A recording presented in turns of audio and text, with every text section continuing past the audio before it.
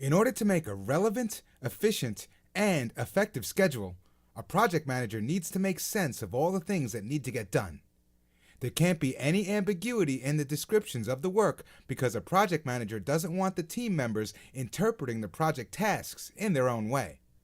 In this lesson, we'll discuss the process that defines and documents these activities so everyone understands the tasks and how they fall within the project time constraints, the Define Activities process.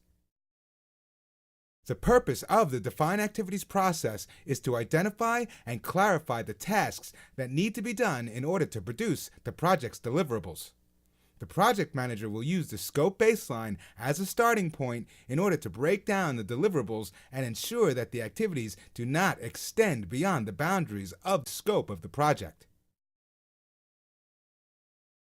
The scope baseline, an output of the Create WBS process, is an important part of the Define Activities process.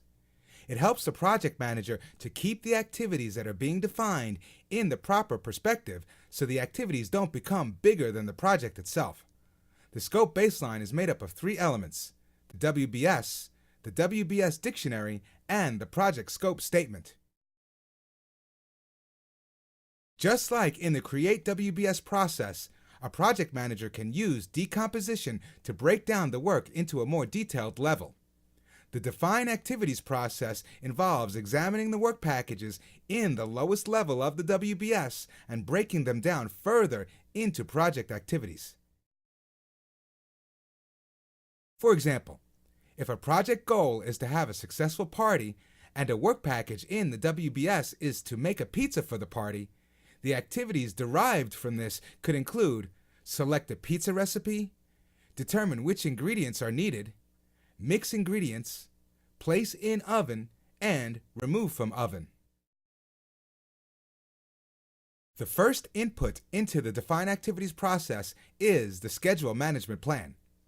The Schedule Management Plan includes the necessary and prescribed level of detail that the activities must be broken down into that is necessary to perform the work.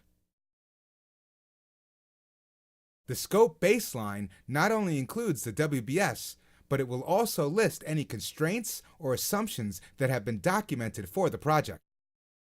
Enterprise environmental factors like organizational structures, culture, and project management information systems can affect the Define Activities process depending on the needs of the project manager and the project team. Organizational process assets such as lessons learned and templates containing activity lists from previous projects can be used by the project manager to efficiently carry out the Define Activities process. The tools and techniques used during the Define Activities process include decomposition. Decomposition divides the project scope and deliverables into smaller, more manageable parts. Rolling wave planning, which is also known as progressive elaboration, is when near-term work is planned in detail, whereas the work in the future is planned at a higher level. The expert judgment of project team members and other professionals can provide the needed expertise in defining the project activities.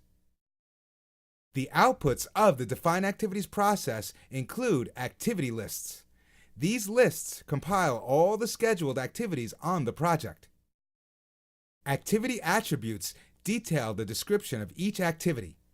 Each activity can be further decomposed into predecessor and successor activities. They can also include resource requirements, constraints, and assumptions about the activities. Milestone lists are compilations of all the significant events that are important to note during the project lifecycle. This can include mandatory milestones set by the stakeholders and the sponsor, and optional milestones set by the project manager and the project team. The three main components of a project that a project manager must maintain full awareness of are the time, cost, and scope of the project. These three elements are tightly linked, and a change in one of them will almost certainly impact the other. But where scope management is focused on the work needed to be performed on an individual project, time management will concentrate on how and when such work will be carried out in order to complete a successful project.